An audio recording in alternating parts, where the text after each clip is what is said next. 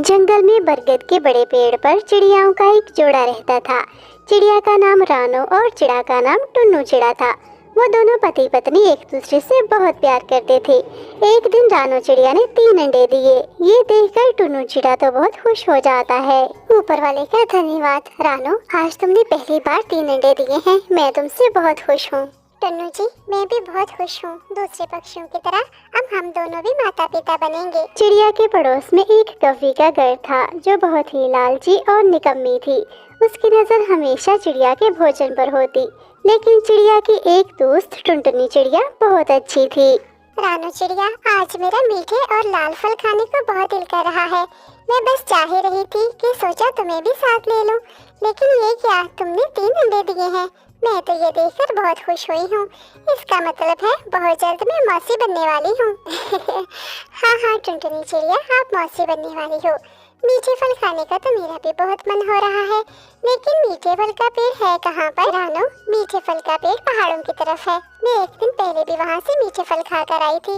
अगर आपको भी खाने हैं तो चलो मेरे साथ। ठीक है टुनटुनी बहन, हम दोनों भी आपके साथ चलते हैं। फिर वो तीनों मीठे फल खाने के लिए पहाड़ों की तरफ चले जाते हैं।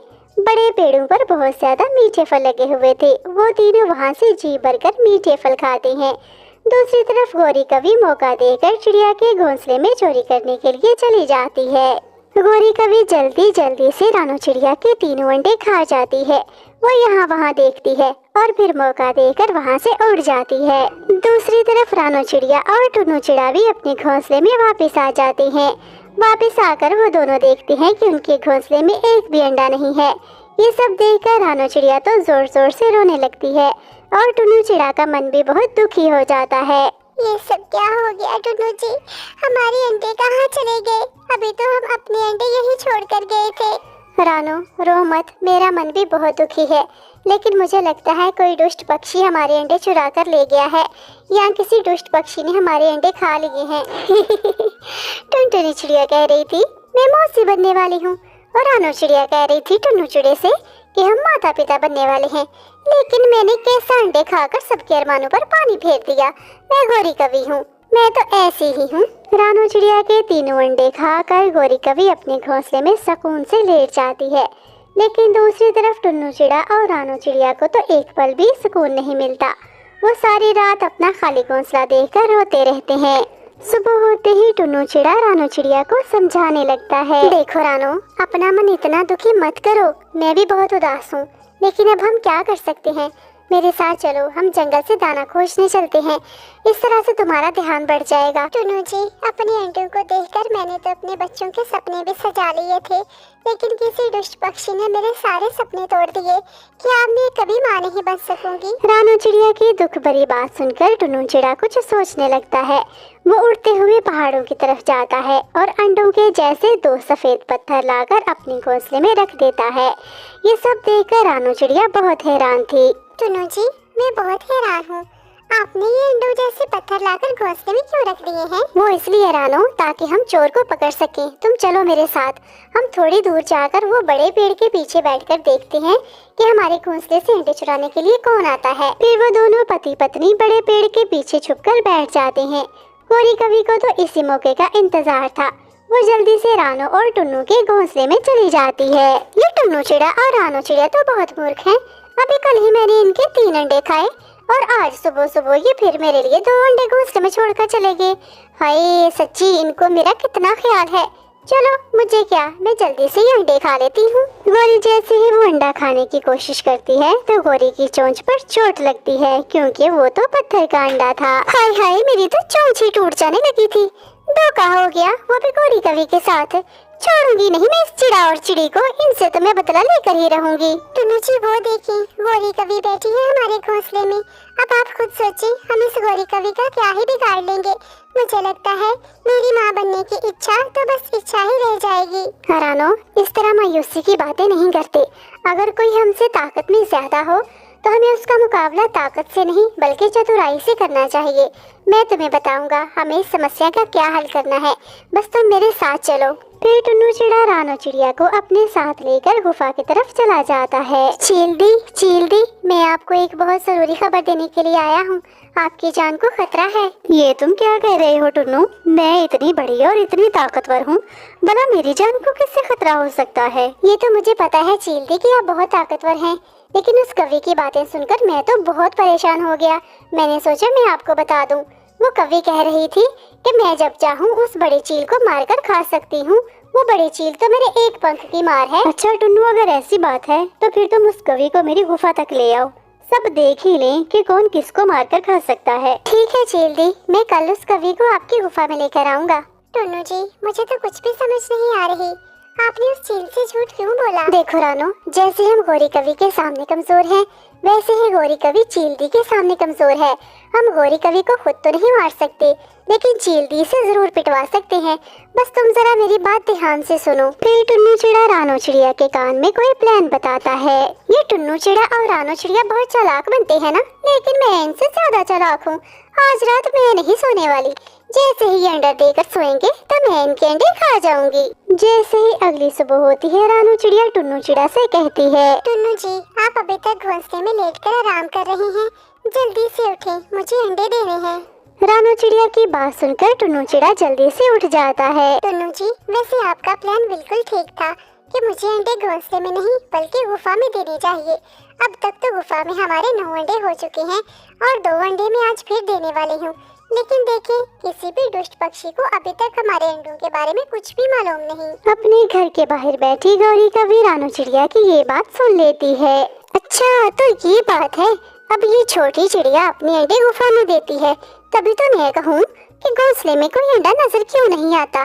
टुन्नू चिड़ा, तू जितने भी प्लान बना ले, मैं तेरे अंडे खा कर ही रहूंगी।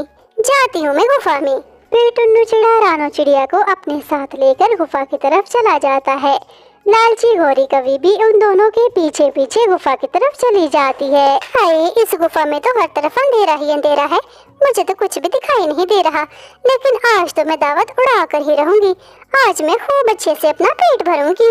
गुफा की दूसरी तरफ बैठी बड़ी चील गौरी कवि की बात सुनकर बहुत गुस्सा हो जाती है। अच्छा तो तुम हो वो कवि जो मुझे खाकर अपना पेट भरना चाहती हो? तुम्हारी इतनी जुर्रत, तुम्हें तो मैं अभी मजा चखाती हूँ। नाना चील जी, भला मैं आपको खाने वाली गुस्ताखी कैसे कर सकती हूँ? मैं तो कमजोर कवि हूँ। लेकिन चील गौरी कवि की एक बात नहीं सुनती और वो उस पर हमला करके उसे मार देती है। थोड़ी दूर बैठे टुन्नू चिड़ा और रानो चिड़िया ये देखकर बहुत खुश होते हैं। फिर कुछ दिनों के बाद रानो चिड़िया 2 अंडे देती है, जिनमें से उनके 2 बच्चे निकलते हैं, कुकू और गुड़िया। रानो चिड़िया और टुन्नू चिड़ा अपने बच्चों को देखकर बहुत खुश होते हैं। टुन्नू जी, आपने बिल्कुल ठीक कहा था, अगर हमारा दुश्मन हमसे ज्यादा ताकतवर हो तो हमें उसका मुकाबला ताकत से नहीं बल्कि चतुराई से करना चाहिए। इस तरह से चिड़ियाओं का वो परिवार खुशी खुशी अपना जीवन बिताने लगते हैं। तो दोस्तों, कैसी लगी आपको आज की कहानी? कृपया कमेंट करके जरूर बताएं।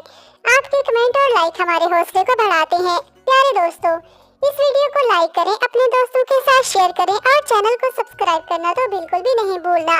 तो मिलते हैं अगली वीडियो में, तब तक के लिए बाय बाय। दूर किसी जंगल में एक शक्तिशाली शेर रहता था। वो बहुत ही गुस्से वाला था और बेवजह जंगल के दूसरे जानवरों को मारता और उन्हें डराता रहता था।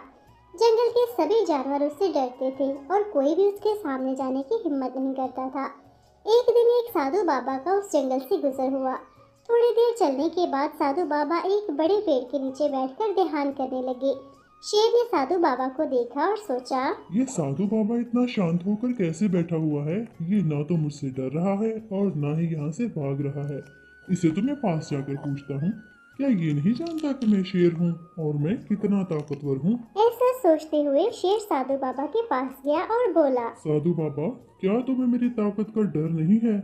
मुझे लगता है शायद तुम जानते नहीं कि मैं कितना ताकतवर हूँ। साधु बाबा ने अपनी आंखें खोली और शांत मन से बोला, मैं जानता हूँ कि तुम बहुत शक्तिशाली हो, लेकिन मैं किसी को नुकसान नहीं पहुँचाता, इसलिए फिर मुझे भी किसी से कोई डर नहीं लगता। लेकिन तुम अपनी ताकत का गलत इस्तेमाल करती हो। याद रखो, अत्याचार और अहंकार करने वालों का अंत निकट होता है। हाँ हाँ, मैं सब जानता हूँ। तुम जैसे बाबा सिवाय बातें बनाने के और कर भी कह सकती हैं। मैं जंगल का राजा हूँ और मुझे किसी से समझने और सीखने की बिल्कुल भी जरूरत नहीं है। मैं जैसा हूँ वैसा ही ठीक हूँ। शेर की बात सुनकर साधु बाबा मुस्कुराते हुए बोले। अगर तुम अपनी शक्ति का गलत उपयोग करोगे तो एक दिन यही शक्ति तुम्हें छोड़ देगी। शेर ने साधु बाबा की बात को मजाक समझा और वहाँ से चला गया। कुछ दिनों बाद शेर ने महसूस किया कि उसकी ताकत धीरे धीरे कम हो रही थी। ना तो वो पहले की तरह तेज दौड़ पा रहा था और ना ही उसकी गुर्राहट में पहले जैसा दबदबा रहा था।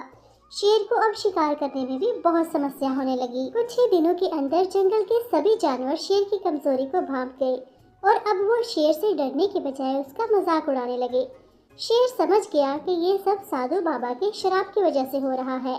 शेर लंगड़ाते हुए साधु बाबा के पास पहुंचा और बोला। साधु बाबा, मैंने अपनी अहंकार में आपको अपमानित किया। मैं अपनी गलती मानता हूँ।